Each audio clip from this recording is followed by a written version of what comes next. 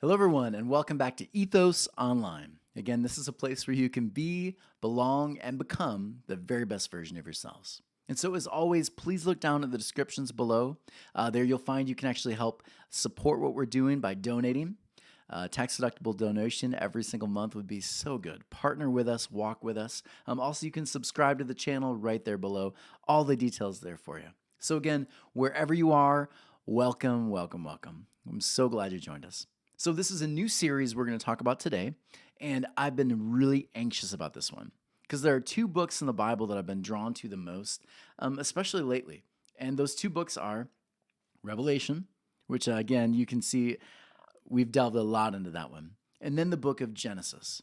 Again, the front and the back, the beginning and the end. And so we're going to move into a new series just called simply Genesis. And we're going to delve into what Genesis meant, why it was written in the first place, and then, of course, how we can apply it to today. And so we start this series called Genesis by looking at the first chapter of Genesis. But before we do, I want to give you a little historical knowledge because, again, I think it's so important. When you look at a piece and you don't consider where it came from, who wrote it, why it was written, much of that meaning, it's just kind of up for grabs. And so today we're going to really take a good look at it and understand it. And then the book will just pop. This first book, it really, really hums when you understand it. And so, of course, Genesis. To understand Genesis, we have to understand Israel. And so Israel was this nation over and over again. Israel was this nation that had been basically every big tribe, every big nation that came in, and whenever they would come into power, if Israel was near, they would be assimilated, right? Which is kind of a nice word of saying conquered. And so they're conquered and they're brought into the city, and there much of the values, the stories, all of it, there's a very real danger of being assimilated. And so in 587 BC, the Babylonian Empire, which is one of the largest empires to be, this empire grows and it just kind of reaches its tentacles everywhere. It becomes this almost world power. And so Babylon becomes that kind of nation. And so Babylon, of course, sees Israel, the smaller tribe, and of course it's going to conquer it. And so what they do is they go to Israel, and there they take their temple, they destroy it. We've heard the story before. Yeah, happened a couple times. They destroy their temple, and they march their people hundreds of miles on foot all the way to Babylon. And so when they get to Babylon, what happens is they begin to notice that they're not the only empire that's been taken, that's been conquered. And so when they're there in Babylon, many of them are beginning to be workers, others enslaved. And so you have this interesting mix. And so all of these different empires come together and they kind of become a melting pot. And again, in America, we understand this idea of melting pot. We have all cultures, all these different groups coming together, and you get this richness, right? The issue, though, of course, is what happens to that one tribe's culture? Do they lose it as they begin to assimilate? What happens to the stories and the recipes from grandma? All those things. What happens when a culture begins to assimilate? Which deity do you worship? Babylon had many, but so did many of the other tribes that were taken. Does Israel hold fast to theirs, or do they assimilate? And so, of course, the whole idea here is the Torah is basically written, it's compiled, those first 5 books of the Old Testament. They're compiled mainly so that Israel can hold on to their stories, their narratives, their values, their ideas of their deity.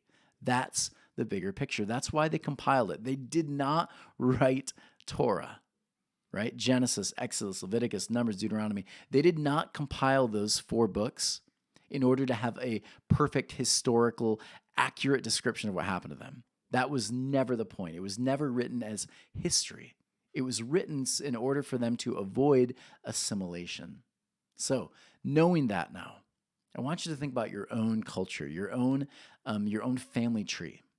Mine is German, Werfel. Anthony Werfel. That's my name, Werfel. And our family came over just after World War II. And so I have a rich tradition in Germany. I've never been there. I'm dying to go. But in Germany, there's different kinds of foods. There's a different culture. There's a different language. And so growing up, I spent a lot of time at grandma's house. My parents, they were working pretty full-time jobs. And so my sister and I, we would go to grandma's house and we would eat there, we'd play there, sometimes we'd sleep there. We were there a lot. And so at grandma's house, I remember grandma would cook these amazing meals. And so she had one called Vorzelin, which is basically like uh, kind of bread dough mixed with sugar and breadcrumbs. It was amazing. It was kind of like a snack. We had so many different German foods, and grandma would make all of these. And so grandma has passed on. And what's unfortunate, I was sitting there talking to my parents the other day, and what's so unfortunate is grandma made all this amazing food, but we don't remember how to make barely any of it. So many of grandma's recipes died with her. And it's so sad to think about. If we had just taken time to write some of it down, ask her, write it down, see how she did it, maybe even spend time in the kitchen cooking with her, maybe we would know how to cook like grandma. And we missed it. Yeah. My grandfather, he fought in World War II. And he had all of these incredible stories about being a soldier. My grandfather did not want to fight for Germany, and yet he was pushed, right? Many German soldiers pushed against their will to go on the lines. He chose not to even carry a weapon. He never fired a shot the entire time. Best thing that happened to my grandfather was he was taken a prisoner of war, and then later goes to Germany. But my grandfather had all of these incredible stories. And I remember I would hear some of them, and I wish today that I'd written them down because the details are a little fuzzy.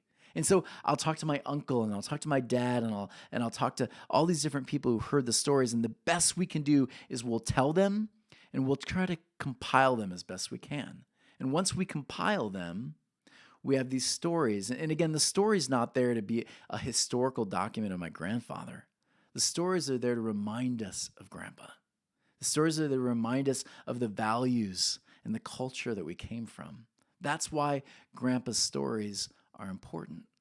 And so again, for Israel, the question, the idea here is if we don't record this stuff, if we don't record the oral traditions, if we don't add some of this down, we're going to forget it. We're going to lose it. Right? We're going to lose our culture. We're just going to become part of a melting pot and we'll miss it. And so that's the main reason that you see the book of Genesis written. It's part of that 5-book series, all part of the poetry and this narrative and the mythology. It's compiled for that reason. And that's why, again, we don't read the book of Genesis to find history. Right? Because if you do, you get a lot of problematic dates that don't always fit. You have people who are living to be hundreds of years old, and you get a weird idea that we're actually getting worse and better. It just gets weird.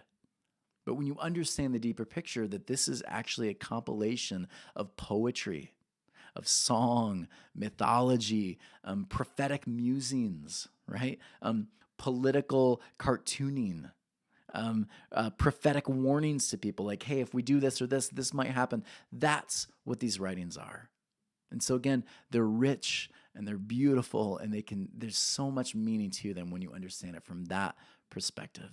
And so here's the quote we're going to give every week in this series. Torah is a complete narrative of Israel miniaturized through its tellings. So again, I say Israel miniaturized because every single story we come onto, the question is always going to be, where's Israel in this? What is the lesson for Israel here? And then, of course, how do we apply that message today? That's what we'll do. And so we step today into Genesis 1. And so Genesis 1, I love this book. The very beginning of this is so heavy. It's just packed with meaning. And so just Genesis 1 and 2, verses 1 and 2, it's going to take the entire time today just to talk about those two. Because here's the thing, the way they start is actually a direct assault at Babylon. Babylon had their own stories. We have to remember, Babylon had their own ideas of their deity, had their own ideas of what culture and ethic and moral look like. Babylon even had, in the middle of their city, they had tablets. Sound familiar? Yeah. Their laws were written on stone, and they were in the middle of their city for all to see. They, of course, had more than 10. They had quite a few laws, but that's where you would find them. And they felt that their gods had taken their fingers and actually written on them. See the connections. So again, Israel wants to kind of remove itself from Babylon in some ways. So Babylon, they have a story about beginnings. And the story of beginnings is Enuma Elish. And so in Enuma Elish, basically the gods come together in creation. The gods are chaotically fighting, because that's what happens. Their gods are violent. All of them are somehow enrolled in some kind of drama. There's violence. There's drama. There's this god's wife being with this person. It's just craziness. It's like an episode of Days of Our Lives, right? Except they're like God version. So these gods, these gods come down and they start fighting. And at one point, Son takes his sword and he cuts Mother in half. Yeah, and that, of course, is how you got the blue and the blue, right? The sky and the waters, because, again, they believe the waters are up there. We'll get into that more later. But that's how creation started, from an extremely violent act. So their gods stepped in and they create chaos. Yeah, makes sense, right? Whenever their gods step into the picture, they create chaos. And from the chaos, more chaos. So their gods, they hover over the waters, they battle, they create chaos. Out of chaos, life is created. That's their story, Enuma Elish. And yet, here's their story, the Israel story, the Hebrew story. Their story is a little different. And again, I find it so fascinating. This tiny little tribe has such a beautiful narrative about life, their mythology, their narratives. It's beautiful. Watch this. Genesis 1:1-2. In the beginning of God's creation of the heavens and the earth, now the earth was astonishingly void, and the darkness was on the face of the deep, and the Spirit of God was hovering over the face of the waters. What a cool point there, huh? There's no battle, there's no like epic fighting, any of that. It's literally their God hovers over. And the idea here, the picture in the Hebrew, is actually a dove. Yeah, I love this stuff. The dove dipping its wing in the water. So again, it's hovering and it dips its wing and it creates these ripples, these changes. And again, a ripple is very different than sword cutting through. It's not a violent act. It's actually a very soft, gentle action. And so understand this idea here, the word void in the Hebrew, it actually means chaos. So now put the mental picture together here. It's really cool. Their God hovers over the chaos, dips its wing, and again, they're using mythology, right? This is metaphor. And so dips its wing in the chaos and ripples begin to happen. Beautiful, right?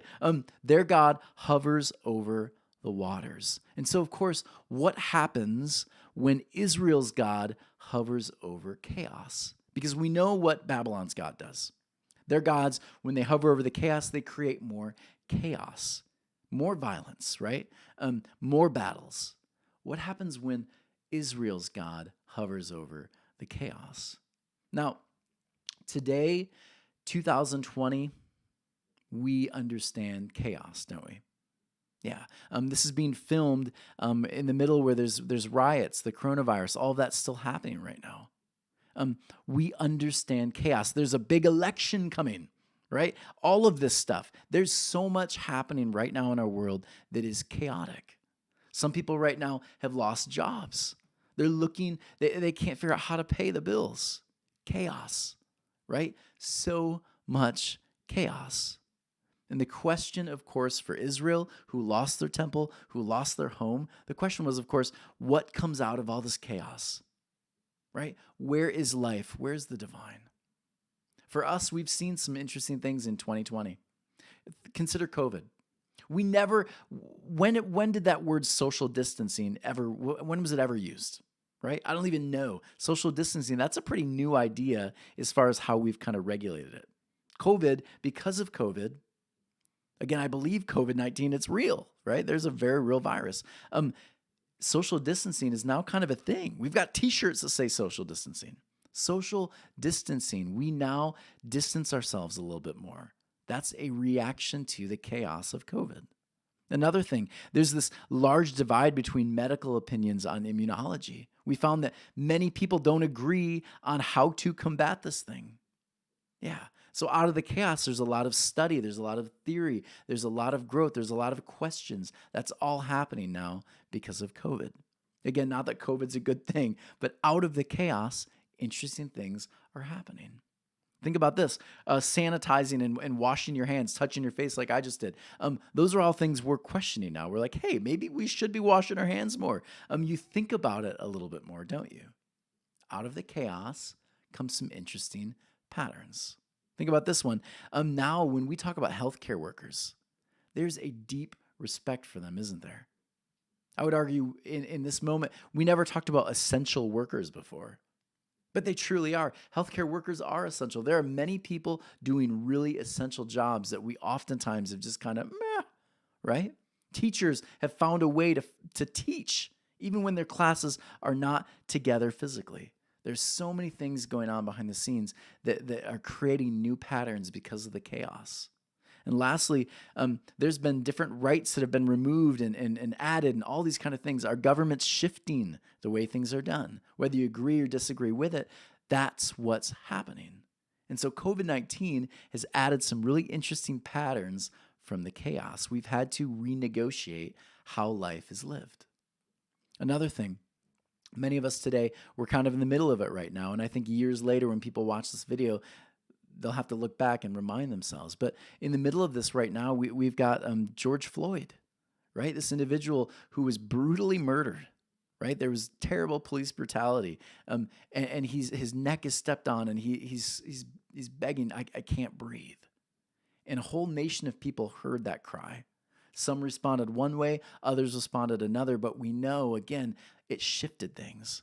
It changed some things. And out of that, interesting chaos and patterns have been emerging. Some would argue race discussions are now being discussed more than ever, right? We have protests, some peaceful protests. We also have some riots and some looting. We have political division. Law enforcement, they're going to be basically restructured because of this. And what a good thing to have it restructured, right? I said restructured. Good. New voices have been emerging from all over, right? This is what's happening out of response from something that was pretty chaotic and pretty messy, pretty horrible. But we're seeing interesting patterns emerge. What's next? Murder hornets? I have no idea. What's next? I don't know. We'll see, right? Because we know life is life, and life is chaotic. Once you think you found a pattern, that's when things shift. So again, just being alive, we understand there's going to be chaos. And that's where I want to introduce you to an interesting theory. There's a theory called chaos theory. Yeah. Anyone who's had kids, we get chaos theory. Yeah, because it's like this. You have a child, and at 2 years old, you begin to get into a rhythm. You begin to feel like, I'm a good parent, right? All the books, all the advice, you're hitting your stride, and you think, I own this. Like, I'm going to write my own book, and you're feeling really good. But then, ultimately, what happens is the child changes, don't they? Yeah. In fact, terrible twos, that's baloney. It's terrible threes. Because once you hit that next point, that next age bracket, they become a different child. In chaos, right? You have to form new ideas, new ways of raising this child because the old doesn't work anymore because the child changes. They're dynamic beings. And so chaos theory, what it says is the world is filled with chaos. And so on the surface, chaos would seem nuts. It's crazy. There's no purpose or point or pattern to it from the larger perspective. But what the theory says is if you go deep enough, if you move far enough, if you observe long enough, you will see certain patterns emerge. And so the call to chaos theory for any scientist, any philosopher, right? Any historian, anyone studying any discipline, right? The call is go deeper. Move deeper into the narrative, into the study, into the science. When you go deeper in, you begin to find the beautiful patterns that will ultimately emerge. They always do. And so for Israel, here's the question that they're going to find over and over again. Out of the chaos, what patterns are going to emerge for us? Yeah, that's the point of it. Because as you delve into Genesis, you're going to see their story told over and over and over again. But as you see it, as you watch it over and over again, as you read it, you're going to find certain patterns, certain cycles, they emerge over and over. And the question is, will we learn from our mistakes? And so the Torah really, if I could sum it up in a couple ways, it would be one, their God, Israel's God, does not bring chaos. Israel's God, the way of Israel, the Hebrew life, is a movement toward order. Yeah. And so if you can keep that theme in mind as we move through the study of Genesis, that their God and their way of life brings order, then every single story you read, you're going to be like, oh, like I get it. Yeah. And then another point is this: their God is present everywhere they go. Their God that brings life and love and order and the good things in the world. Their God brings life and he's present always. Beautiful, right? Yeah. And so those two elements, if you can consider those as we move through the book, I think you're going to be really greatly surprised and find this a really meaningful study. So I wanted to just finish on this.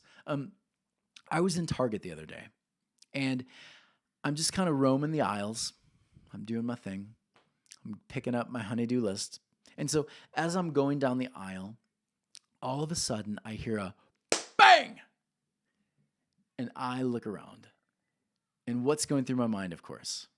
Yeah, like in this day and age with everything going on, I'm thinking someone's got a gun, right? And I'm in Idaho, right? But I hear a gunshot and I'm thinking, whoa, what do I do? And so I'm panicking in my mind. I'm freaking out. I'm looking around and I kind of crawl to the side of the aisle and I'm looking and I see other people all kind of duck.